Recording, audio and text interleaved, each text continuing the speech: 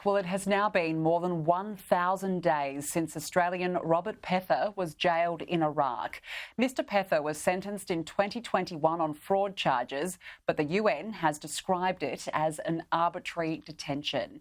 His family are pleading with the federal government to urgently secure the father of three's release. Joining me now live is Robert Pether's wife, Desiree. Desiree, thank you so much for joining us. It's now been more than 1,000 days. How is he doing? He's absolutely rock bottom and completely devastated. None of us can believe that this is still going on. It's just completely outrageous, especially when you put the mountains of evidence together and stack it up, and it just shows that he's completely innocent.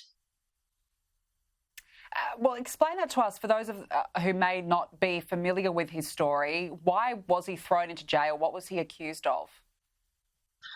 He was originally, the justification for throwing him into jail when he went over to Iraq to attend a meeting was fraud, apparently, but there's been so much more since then. We now know that the contract dispute between his employer and the Central Bank of Iraq was used as an excuse for another agenda, and you know, not one single trial has. He's been through multiple court sessions, and not one single trial has been fair or reasonable.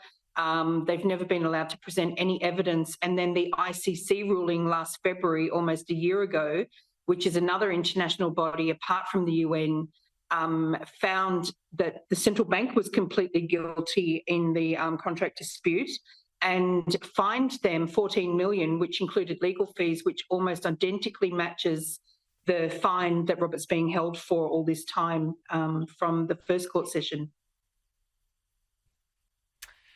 It's been more than 1,000 days. Has the federal government here in Australia at all been helping or trying to secure his release? What's been going on? They say that he's a top priority, but I have met with government officials multiple times now. I flew over to Australia in November and met with Penny Wong, and definitely they can do a lot more than they are. And what more would you like them to do? Somebody suggested when I put up a post the other day that we send in the Avengers, and that would certainly be very nice. And thank you for that idea, but definitely just stepping it up. I mean, I need them to engage their partners in other countries and find a solution and look above this dialogue of Robert has done something wrong. And now that we've got the ICC ruling and the UN report, both international bodies stating categorically that Robert's employer did nothing wrong, and Robert and his colleague are employees being held hostage in a contract dispute. So they need to do more, definitely. What sort of conditions is he facing in his jail cell? He's in a 14-foot cell with up to 26, 28 other people. He gets out once a day for a few minutes, and that's it. And he's lost nearly 40 kilos since he was arrested, and he's constantly sick, and he was a very healthy man, hardly ever taking antibiotics. He's lost teeth. He's had an explosion of new moles on his body. He has a skin condition where he's covered in moles, and he's had hundreds of moles removed, and he has a history of melanoma. So he's pretty much playing Russian roulette all the time with his health.